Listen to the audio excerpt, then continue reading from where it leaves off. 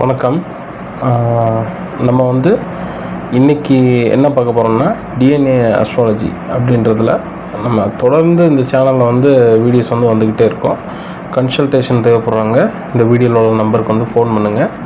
இன்றைக்கி நம்ம என்ன பார்க்க போகிறோம்னா சூரிய கர்மாவை பற்றி பார்க்கலாம். சூரிய கர்மான்றது அஸ்வினி, ஆயில்யம், அனுஷம், பூரட்டாதி இதில் பிறந்தவங்களுக்கு சூரிய கர்மான்றது இருக்கும். அது போக மீன ராசி, மீன லக்னம், மீன ராசியை கூட விட்டுருங்க, லக்னம் தான் மெயின். அதுபோக லக்னத்தில் கேது இருக்கிறவங்களுக்கு சூரிய கர்மா இருக்குது. இவங்களுக்கு ஒரு 3 டைப் ஆஃப் ஃபாதர் அமைவாங்க. எப்படின்னு பார்த்தீங்கன்னா,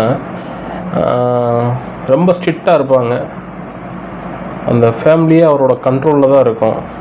நில்லுன்னா நிற்பாங்க, உட்காருவாங்க எல்லாரும், அந்த மாதிரி ஃபாதர் இருப்பாங்க. இன்னொரு டைப் பார்த்திங்கன்னா, அப்பா சின்ன வயசுலேயே கொஞ்சம் தவறிடுவாங்க.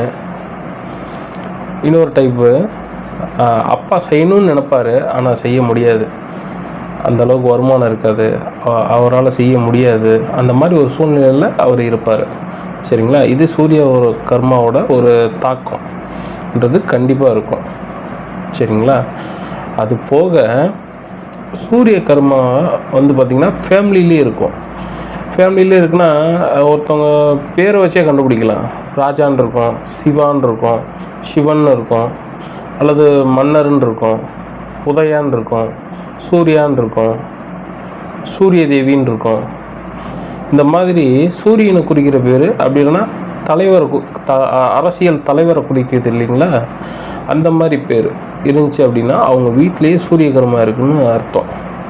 நம்ம அப்படி எடுத்துக்கலாம். அது போக முதல் எழுத்து இருக்குது இல்லைங்களா, அஸ்வினி, ஆயில்யம், அனுஷம், பூரட்டாதி, லக்னத்தில் கேது, மீன லக்னம் இந்த மாதிரி இருந்தாங்கன்னா அவங்களுக்கு பூரா சூரிய கர்மா இருக்கும். ஏ, ஜே, இந்த ஸ்டார்டிங் வேர்டு நம்ம பேர் இருக்குது பார்த்திங்களா, அந்த பேர் வைக்கும்போது ரொம்ப கவனமாக இருக்கும். இதில் ஏ, அந்த 1ஆம் நம்பருக்குள்ளே அந்த ஏ, ஐ, ஜே இந்த மாதிரி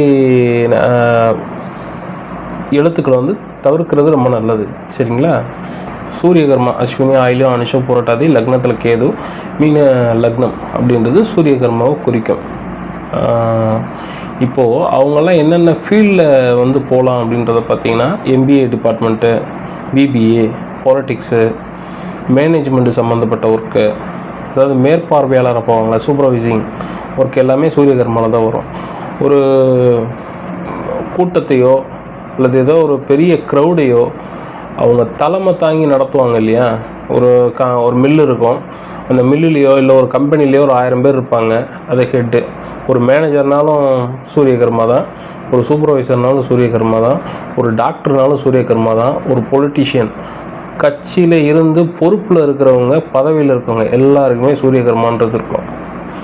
பதவியில் இருக்கவங்களுக்கு கூட 2 கர்மா வேணும், இருந்தாலும் சூரிய கர்மா இருந்தால் தான் பொறுப்பில் இருக்க முடியும், பாலிட்டிக்ஸ்குள்ளே என்ட்ராகவே ஆக முடியும். என்ட்ராகணும்ல, அதுக்கப்புறம் தானே மற்றதெல்லாம். சரிங்களா? இது எல்லாமே சூரிய கர்மாக்குள்ளே தான் கவர் ஆகுது.